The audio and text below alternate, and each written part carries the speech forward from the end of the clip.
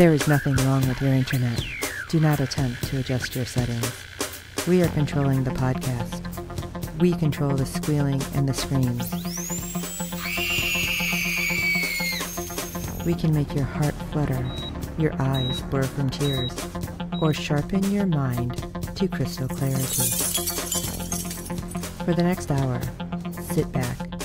We are in control of what you hear. We repeat, there is nothing wrong with your settings. You are about to experience the awe and mystery known as the female mind. You are now entering the Fangirl Zone. Welcome to SyFy Talk on the Fangirl Zone, a podcast where we discuss shows on the SyFy channel. I'm Steve. And I'm Sean Fangirl S, and today we'll be discussing episode 10 of season 3 of The Expanse. Wow. Yeah. I didn't get to tweet this last night, though. I feel like horrible because I was feeling horrible, so I didn't get to watch it. I had to watch part of it this morning and then on break. It's like, not quite the same when you watch it on your phone. No, not quite, No. Especially this episode, because Yeah. it was badass crazy. But it was something else. So, you got some ratings news. Absolutely. Episode 10 brought in a 0.17 in adults 18 to 49 with 0.615 million viewers, making it the 45th rated cable show for the day. Unfortunately, the live plus 7 days for episode 8 have not come out yet. Well, we've been talking about maybe not having those anyway, so. Yeah, I don't know.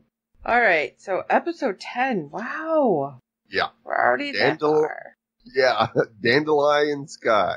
Holden sees past, present, and future. A ghost from Melba's past threatens her mission. Bobby struggles to trust an old friend as she leads a group into uncharted territory. Okay, so there was a lot of crap happening. Oh, yeah. And, I don't know, some of it, I was kind of like, but why? Right. And then the ending, I was like, what? So, yeah, alright, let's jump in. All right, let's start on the Thomas Prince. We see that the prince is on final approach to pass through the ring, and everybody on board is somewhere on the spectrum from excited to nervous to scared. Well, that makes sense. Yeah, absolutely. Anna is definitely one of the excited ones, so excited, in fact, that when one of the officers, a very nervous-looking man named Nemirov, approaches her to share his frightened feelings, she blows him off to get a better look at passing through the ring in silence. That was part of what I was kind of like, really? I was questioning because if you're that freaked out, I'm shocked they would even want you to stay on the ship. Right. Yeah, you would think he would have spoken to his XO or the captain of the ship and said something and would have been allowed to leave, even like the one crewman who changed his outfit to try to get off. Right. Yeah, I don't know. It seemed really strange to me with him. Right. Maybe it's just me looking at it, I don't know, from the outside, obviously. But it just seemed like if he was that skittish, they would have, somebody would have noticed. Right. You would have thought. Yeah. But it was really cool when they do pass through the gate. Oh, yeah, that was great effect, because we didn't get to see that effect on any of the other ships that went through it. Right. Because you actually see it kind of passing through each of the people on the deck, and you go, wow, that's awesome. Now, I'm assuming that it was something that they felt, too, and it wasn't just, Anna like, yes, we're through. Because we get to focus on her. Yeah. And with some lights flickering and instrumentation blinking, you would think that if it affected the mechanics of the ship, then yeah, it probably had an effect on the humans as well. Okay. Now, of course, Kolvad checks the instruments to get some clues as to what they're floating in, while Anna just wants to appreciate the beauty, at least for a moment. And I love the comment about, we aren't in space anymore. Right. It's like, where are we? We're like, well, we thought it'd be this, but maybe not. Yeah. Maybe not. So Kolvad spots the station at the center, or at least I guess you can call it a station. I don't know what to call it. The sphere. I would say they were pretty much just calling it the nucleus, right? Well, Holden was. Yeah. As well as objects in orbit around it. You go, because we see Maneo's ship, the Behemoth missile, and the MCRN probe all kind of stuck in orbit around the sphere. All like this triangle around it. So right. I wonder if that meant something. Pink looking goo. That's the technical term, folks. Goo. Right, yes. And of course, Anna goes, well, what is this place? And Kovad answers, where angels would fear to tread if they had any goddamn sense. Well, nobody said we had sense. No. And we see Nemirov looking a little pale, and he kind of slinks off. You go, I'm afraid this might not turn out too well.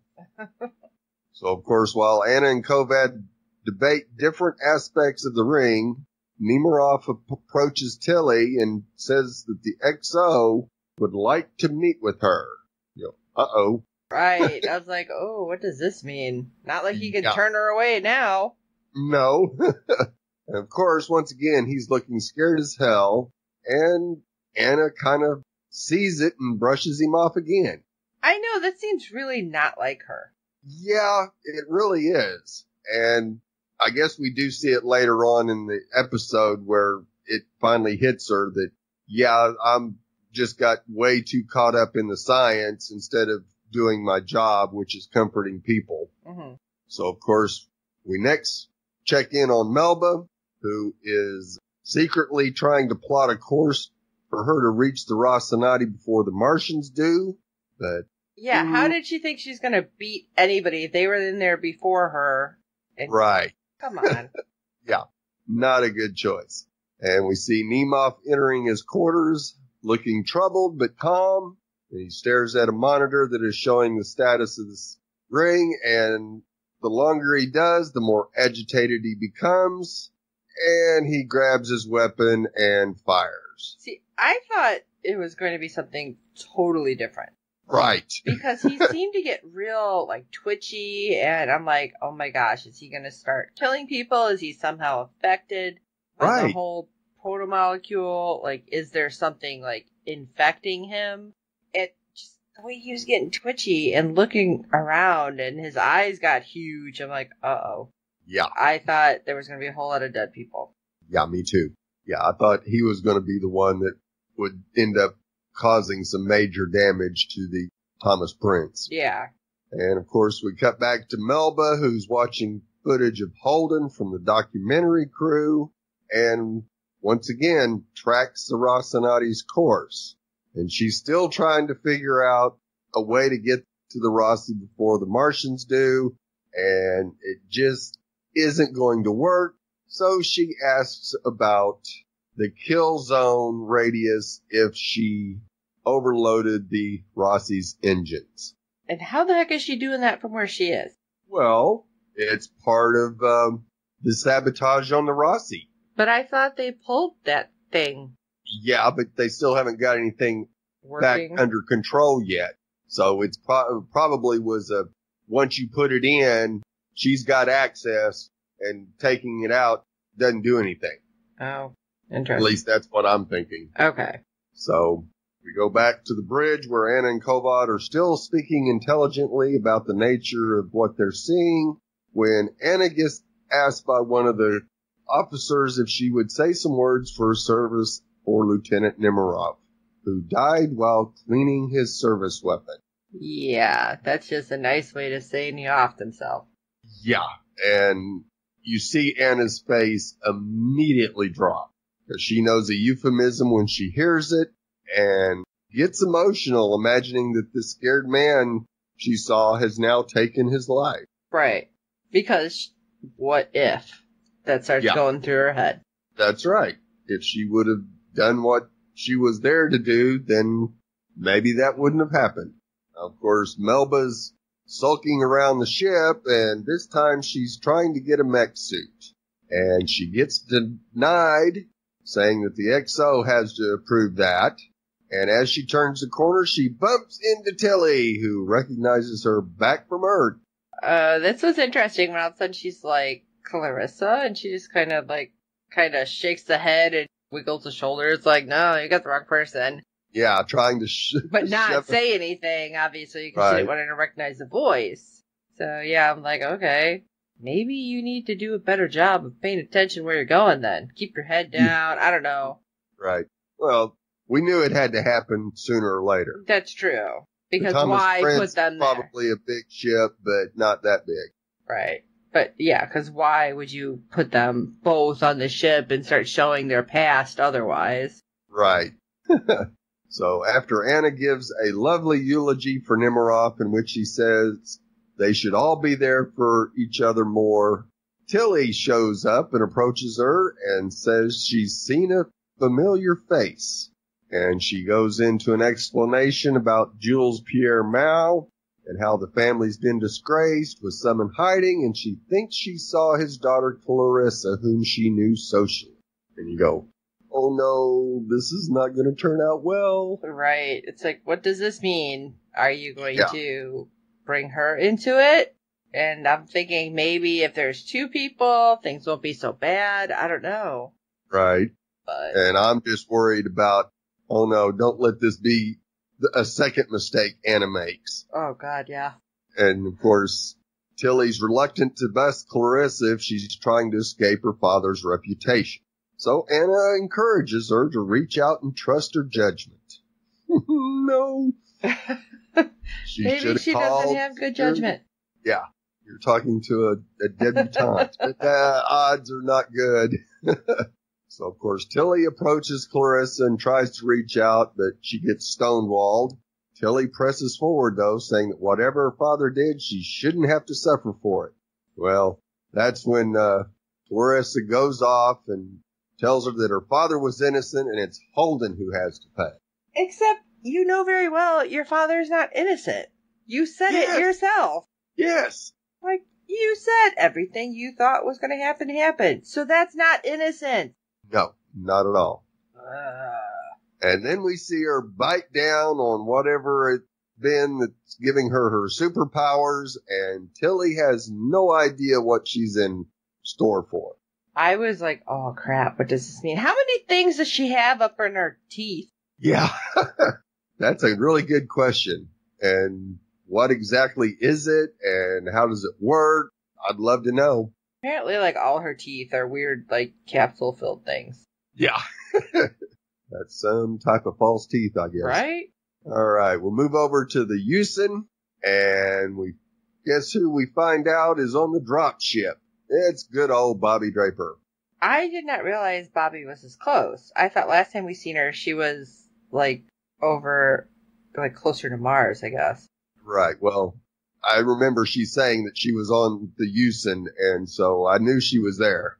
Oh, I must have missed that she was when there. She was video chatting with Alex. Oh, okay. And of course, she's been reassigned as a gunnery sergeant and once again taking orders from a guy. Not looking happy. Yeah, despite the fact that she has personal ties to the Rossi and knows all about the ship and its crew. And she definitely makes her feelings known as she expresses extreme doubt that Holden is guilty for the crimes he's accused of. Of course, her superior asks if she's up for the task of apprehending him.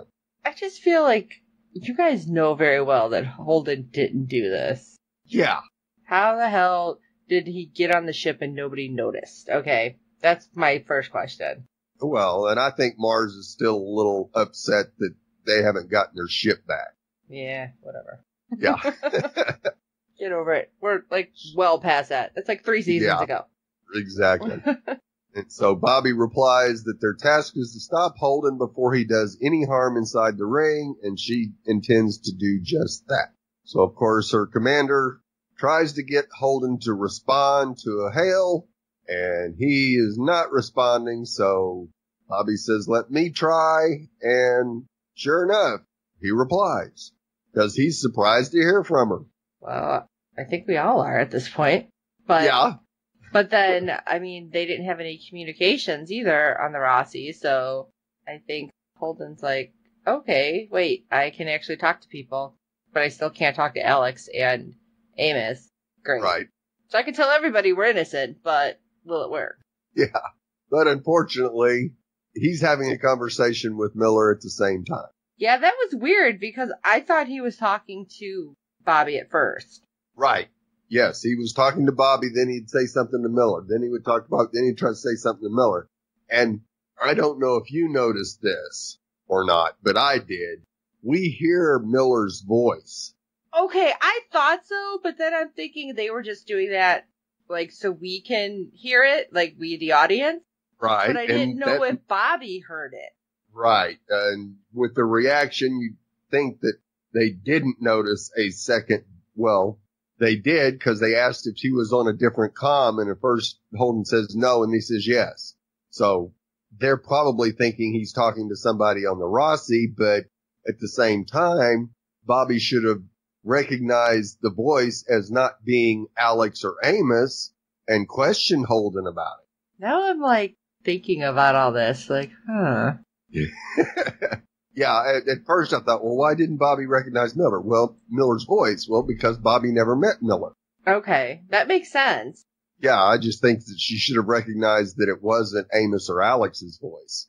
Yeah, that's why I was like saying that she should have, if she heard another voice and the rest of them heard something, like that should have been like, well, he's not just talking to himself. Because when her captain said, oh, maybe he's gone crazy, did that sound normal to you? Right. Basically, like, did he go cuckoo for Cocoa Puffs? Yes. But, I mean, if it's two distinct voices, he's got to be talking to somebody. That's weird. Right. Now, of course, if you take the Mars theory that, yes, he's working with the OPA, he could be talking to somebody on the Behemoth or an OPA operative. Okay, yeah. So we move over to the Behemoth, and Ashford complains loudly to Drummer. Loud enough that Diago and some of the other Belters hear him that they need probes built. But Naomi isn't here to do it because Drummer let her leave the ship. Yeah, alright, you know what, dude? That's some BS right there. I'm just throwing that out there. Oh yeah, you don't question the captain on the bridge. And then Diogo, sorry, whatever. He always just looked like he's up to something anyway. Yes. Like he's gonna start some shit, and that was like the signal. Yeah. Sorry. Drummer seems to sense that there's something brewing here, but she stifles it and instead sternly suggests some farm equipment that can be easily converted into probes. Yeah, it's like, oh yeah, because the captain needs to know her ship. Basically, I'm like, oh, she's just like 2 middle fingers right there, dude. Yeah. So, of course, Diago approaches Ashford and airs his frustrations with Drummer and says Ashford should be the captain. Now, of course, Ashford sternly warns Diago to keep his foolish mouth shut about such things on the bridge, but he doesn't exactly dismiss the idea either. That was really interesting, too, especially the way Ashford kind of, like, runs it down. Right. Because when he's, Diago's like, you've been boss man since before I was born. Right. It's like, yeah, and then he's like, yeah, and I've done all of this really cool shit and all this really bad shit, and by the way, I seen my only kid burn, so maybe shut your mouth. Yeah. Just the way he said it, and yeah, I understand he didn't straight up dismiss it, but I think Diogo is really, like, I don't know if he just thinks he's hot shit. Yeah, he probably does. Right, so, at this point, I think he looked a little surprised that Ashford even said that to him. Like, oh, okay, I thought this is what we were doing. Right. Yeah, this wouldn't surprise me if this was the plan all along, was to get Ashford on that ship and eventually take over as captain. I mean, I can see Dawes planning that behind Johnson's back. Right. So, of course, Ashford finds Drummer in a mechanical bay working on these farm equipment, converting him to probes, and they kind of have it out over their differences, to say the least. And Drummer accuses him of actively undermining her and them putting on a loyal face for the crew. I have to agree with her. Oh, absolutely. She knew exactly what he was doing. So she's going to be prepared for whatever happens, I think. She just got to find her people that are loyal to her to be there when they need to be there. This is not the time to start some shit. You're in the middle of you don't know where. Exactly. With you don't know what happening. Maybe you guys keep your crap under wraps, and then you can have it out when you're out of this, like, unknown space. For all you know, you can just raise your voice too much, and all of a sudden the proto-molecule decides to eat you. You don't know. Yeah. Take your ship and crush it like a Coke can. Right. So maybe we keep cooler heads right now. Yeah. Now, of course, we also need to check on Naomi, who's on her skiff, still trying in vain to hail the Rocinante. But because she does, the Yusin contacts her and tells her that they are apprehending those aboard the Rocinante and not to interfere. Yeah, like that's going to happen. Right, exactly. And then her little hand gesture. Not that they've seen it, but... Yeah, not likely. And then we take a look at the Rossi, where Alex and Amos watched the message Holden recorded to them before leaving the Rossi. Well, we knew he had to leave some kind of message, right? Yeah, he couldn't just leave the ship and not leave anything. So, of course, he tells them that it's something he has to do and that they shouldn't follow him. Yeah, like that's going to happen. Exactly. Yeah, because our guys listen so well. Yeah. Now, of course, later on, I don't think I've ever seen Alex this freaked out. And we've been through a lot of crazy stuff. Right. He is almost at the point of losing it, trying to figure out what to do. He looked genuinely scared, and I was okay with it because, I know it sounds weird, because he's showing, like, this reality and of what everybody is basically feeling inside that space. Right. And the fact that... Or should. Yeah. And the fact that Amos tells him a story that he cannot feel fear. He hasn't felt fear since he was 5. And Alex is like, oh, I wish I could do that. And he's like, no, you don't. Yeah. Because he's just dead serious. And I was like, oh my God, Amos, what happened to you? I want to hug him. Be like, come here, Amos teddy bear. I will hug you. Because you look like you need a hug. I think you need Prax. Like, Prax had you, like, even out. Like, Prax was like his Xanax, is what it was. So we hear the story of a friend from Baltimore who said if the end ever came, she'd head to the roof with a bottle and then jump off with her cats in tow. I didn't understand what they were talking about when he's like a pharaoh. I'm like, what? Oh. Oh, yeah. It took a second. And he says, don't worry. I'll take you with me, too. Yeah. I don't think that made Alex feel better. No, it didn't. No. I think he's just like, what? I don't think that's what I wanted to happen. No, I don't want that. I want to make it back to my son, damn it. Right? It's like, no, my kid's finally cool with me, dude. Exactly. Well, on to Holden's journey, and at least he gets company on his way to the nucleus as Proto Miller joins him. Now, this was some of the best special effects we've seen, even though it was almost goofy. Yes, I have to agree. Because Miller's just like standing there, like da-da-da. And Holden, of course, that had to be really uncomfortable for him. Oh, yeah. Because absolutely, because he's like got to be hanging, so it looks like he's in space, and Miller's just standing there. So, I mean, it was really cool. I did really like it, but oh my God, that had to be so uncomfortable for him. Yes. And of course, Holden questions why him, and Proto Miller calls him the patron saint of lost souls. He's always anywhere, all hell breaks loose. There's Holden asking why me. Right, and I love it. He's like, yeah, it's in your programming. Yeah. And it's like, what are you talking about? And when he's like, yeah, he just rolls through it. He's like, every time there's some stuff, there you are shrugging your shoulders like, all right, guess we're doing this. Guess the world needs me, or the universe. Yep. And it's true. And yeah, like, Holden just doesn't want to admit it. It's like, where's the lie? Because you're out in the middle of unknown space, territory, protomolecule, whatever, floating towards the nucleus. Look around you. Who else is doing that? Nobody. So you got all these other ships, and nobody's left him yet. Yeah, exactly. Miller alerts Holden to the MCR presence, so Holden turns on the burners to get as far away from them as he can quickly. And yeah, and then he's like, dude, slow down. Slow down. Remember what I said? Yeah. He said, I'm practicing some free will. Maybe not so free will. I'm just saying. Right. Kind of scary there. You don't want to be like bug on a windshield. No. Miller cautions him that the station is going to squash him if he goes too fast. And of course, Holden waits until the very last second, but does slow down enough to make it there safe. Oh. And when he's at the station and all of a sudden, like, that thing, like, it just opens. And he's like, Yeah. Put on the brake. What's in there? It's a little late to start thinking about this now. Just saying. You made it this far. What are you going to do? Be like, never mind, I'm going back. Yeah. No, I changed my mind. No. Miller tells him there's answers in there and locks that need to be picked. So of course, Holden hesitates and demands more information from Miller before heading in. And Miller tells him what's out here is the remains of an ancient civilization. Locked doors and a timer, he says. Mm-hmm. Yeah. A timer. Yeah.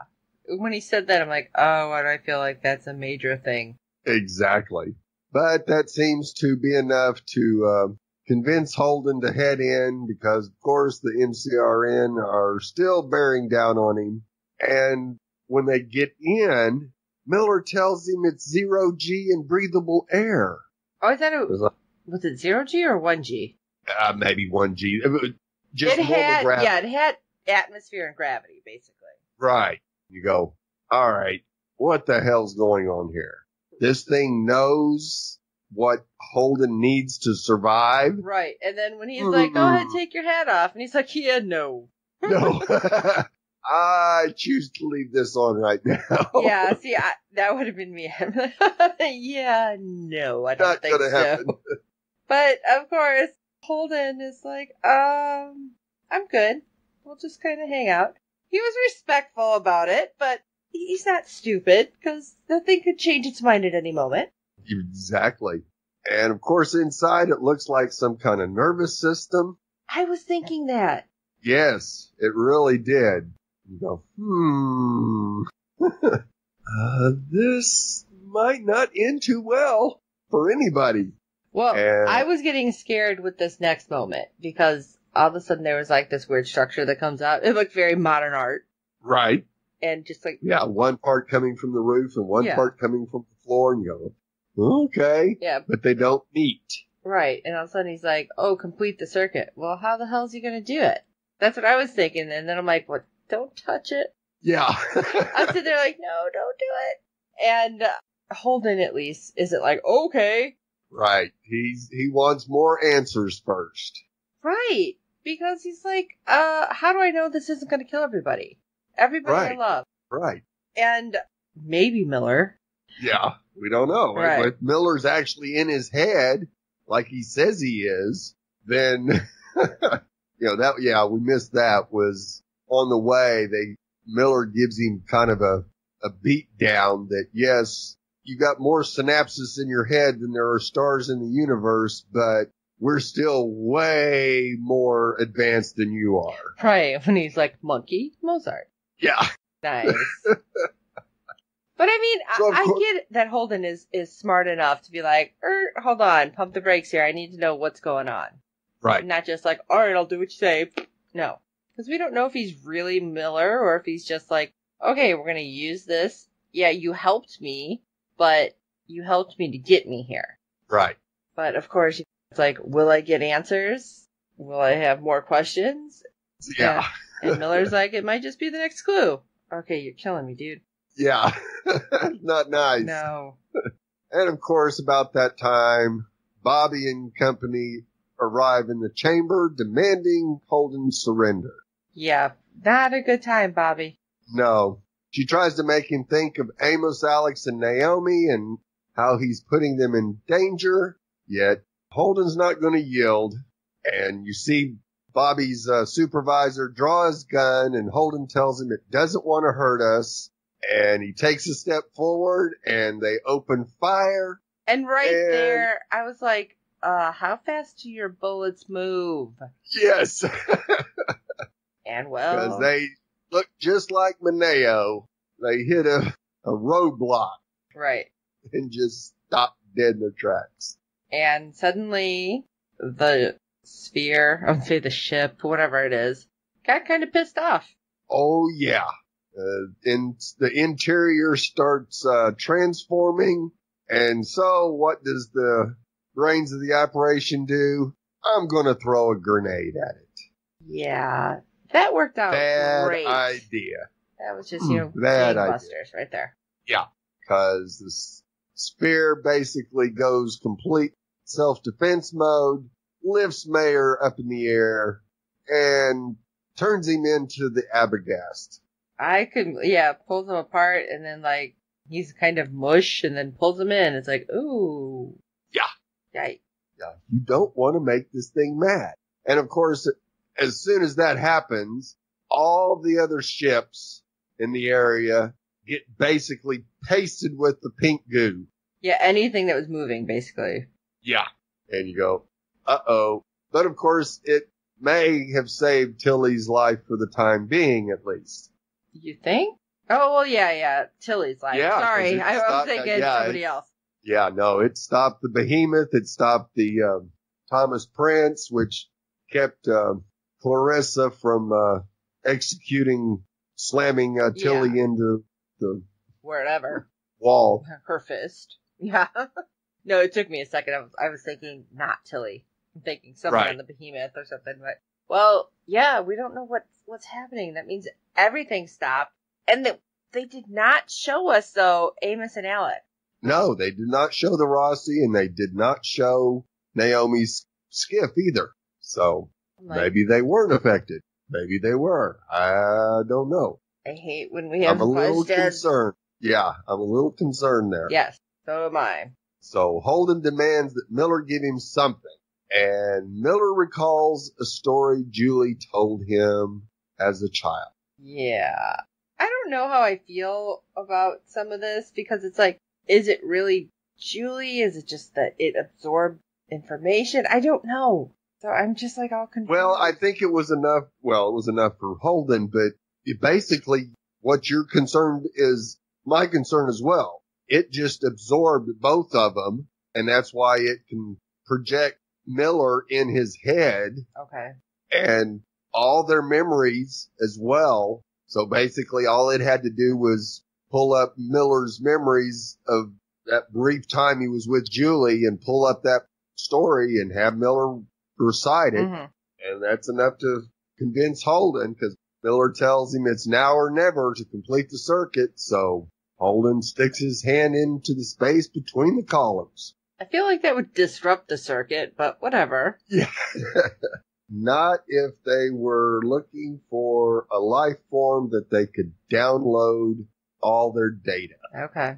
And that's basically, to me, what happened, because I don't know if, I know there's a few Stargate fans still left out there. This is exactly what happened to Jack O'Neill. Because we see a whole bunch of stuff which look like probably the beginning of the protomolecule, what it was, what it dealt with, and the destruction. See, I was thinking 2001: A Space Odyssey. Yeah, everybody was thinking that.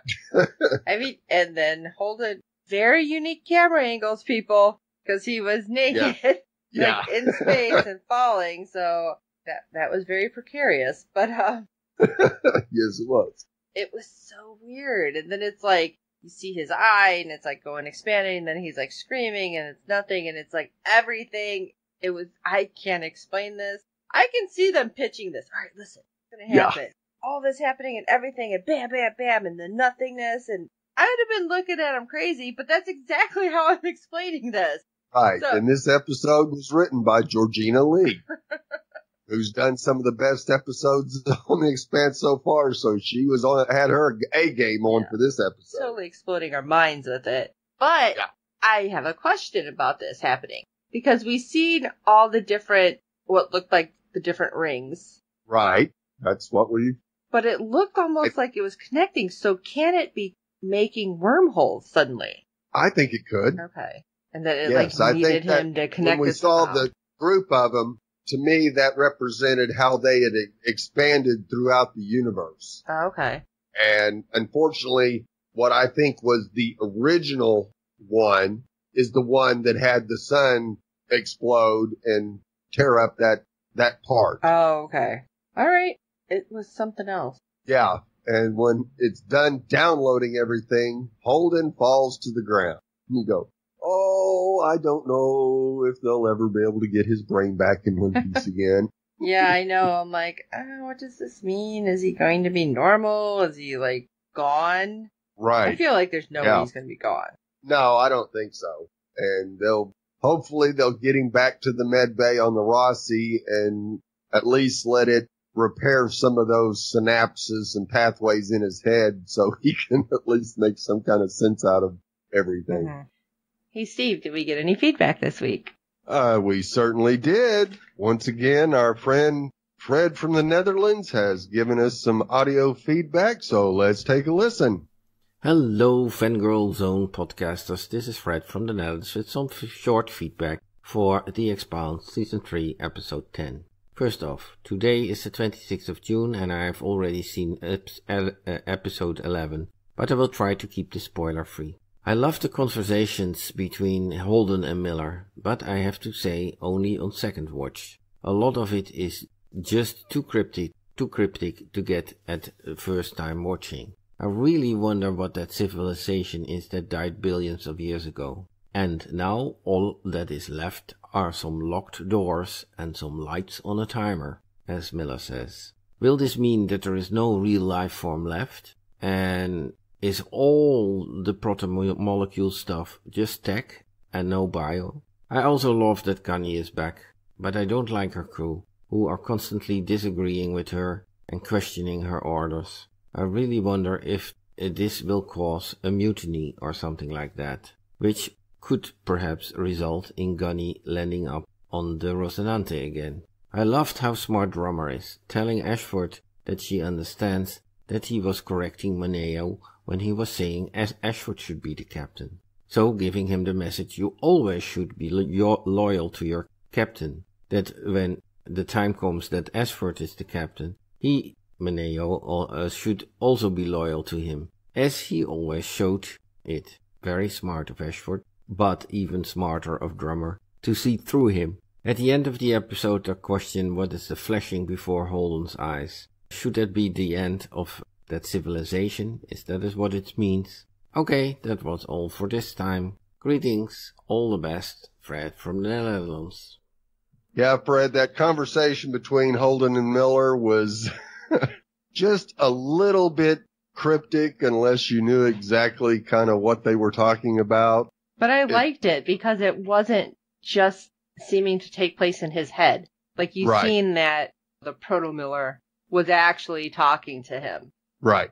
And I say that meaning more, it was responding, it wasn't just everything that Holden already knew.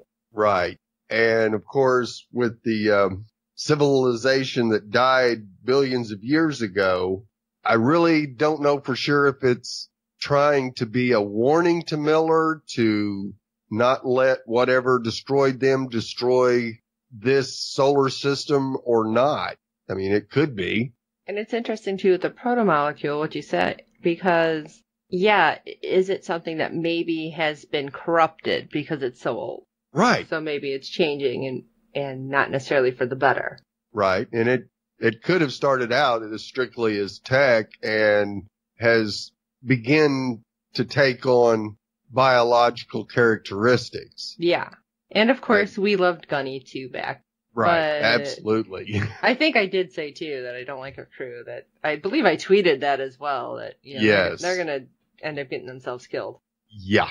Yeah. This doesn't seem to be a crew that Gunny can trust. That's for sure. No.